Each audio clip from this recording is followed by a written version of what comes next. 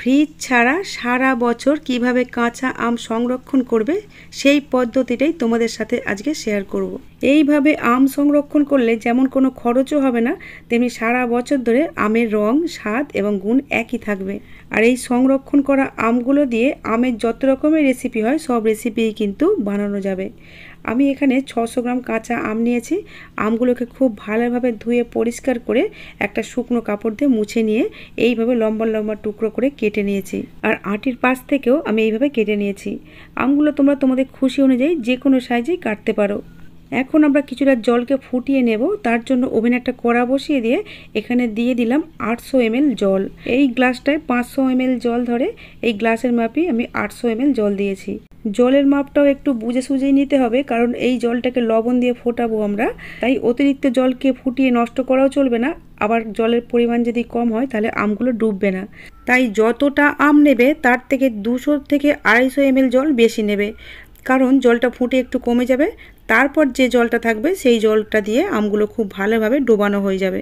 এবারে এই জলের মধ্যে দিয়ে দিলাম 4 টেবিল চামচ লবণ।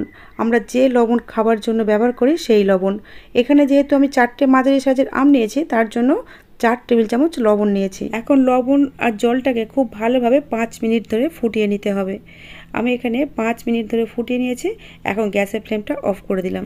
এখন জলটা পুরোপুরি ঠান্ডা হবার জন্য অপেক্ষা করতে হবে। গরম অবস্থায় জলটা একদমই ব্যবহার করা যাবে না, তাহলে আমগুলো কিন্তু সিদ্ধ হয়ে যাবে। জলটা ঠান্ডা হতে থাক, ততক্ষণ আমরা আমগুলোকে একটা জারের মধ্যে ভরে নিই। তার জন্য এখানে একটা কাঁচের জার নিয়েছি। জারটাকে কিন্তু অবশ্যই পরিষ্কার আর শুকনো হতে হবে। আমি জারটাকে খুব ভালোভাবে ধুয়ে পরিষ্কার করে রোদে শুকিয়ে নিয়েছিলাম। এখন এই শুকনো জারের মধ্যে এই কেটে রাখা আমগুলোকে এইভাবে সাজিয়ে দিতে হবে। আমগুলোকে একটু চেপে চেপেই সাজাতে হবে, যাতে অল্প জায়গায় অনেকগুলো ধরে যায়। এখানে আমি 4টে কাঁচা লঙ্কা নিয়েছি। এই কাঁচা লঙ্কাগুলো কিন্তু খুব ভালোভাবে ধুয়ে শুকনো কাপড় দিয়ে মুছে নিয়েছিলাম। এই কাঁচা লঙ্কাগুলোকে আমের মধ্যে দিয়ে দিলাম, তবে এটা তোমরা চাইলে নাও দিতে পারো। তবে এই কাঁচা লঙ্কাগুলো দিলে আমের মধ্যে একটা কাঁচা লঙ্কার ফ্লেভার চলে আসে আর আমগুলো খেতে অনেক বেশি ভালো লাগে। এখন এই আমগুলোর মধ্যে আমি আরও 2 টেবিল চামচ লবণ দিয়ে দিলাম, আর বাকি আমগুলোকেও এইভাবে চেপে চেপে দিয়ে দিলাম। দেখো, সব আমগুলোই আমি জারের মধ্যে দিয়ে দিয়েছি। এতক্ষণে জলটাও পুরোপুরি ঠান্ডা হয়ে গেছে। এখন এই জলটাকে এই জারের মধ্যে দিয়ে দিতে হবে।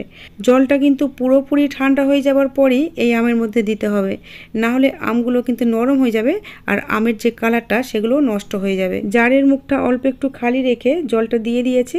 এখন এর মধ্যে দিয়ে দিচ্ছি 2 টেবিল চামচ ভিনেগার। আর আমগুলো জলের মধ্যে এমনভাবেই রাখতে হবে যাতে সব আমগুলো জলের মধ্যে ডুবে থাকে। তাই একটা চামচের সাহায্যে প্রেস করে করে সব আমগুলো জলের মধ্যে ডুবিয়ে দিয়ে এবারে মুখটাকে খুব ভালোভাবে বন্ধ করে দিতে হবে।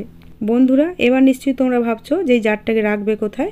এই জারটাকে ঘরের যে কোনো ঠান্ডা জায়গায় রাখলে কয়েক মাস এই আমগুলো এইরকমই সতেজ থাকবে আর কচকচে ভাবটাও বজায় থাকবে। তবে ফ্রিজের নর্মাল চেম্বারে রাখলে আমগুলো কিন্তু 1 বছর পর্যন্ত ঠিক এইরকমই থাকবে। আর আমের যত রকমের রেসিপি হয় সব রেসিপিই কিন্তু এই আমগুলো দিয়ে করা যাবে। আর রান্না করার সময় শুধু লবণটা একটু বুঝে দিতে হবে, কারণ এই আমগুলোর মধ্যে অনেকটা পরিমাণে লবণ দেওয়া আছে। বন্ধুরা, আজ তাহলে এই পর্যন্তই। তোমরা ভালো আর সুস্থ থেকো।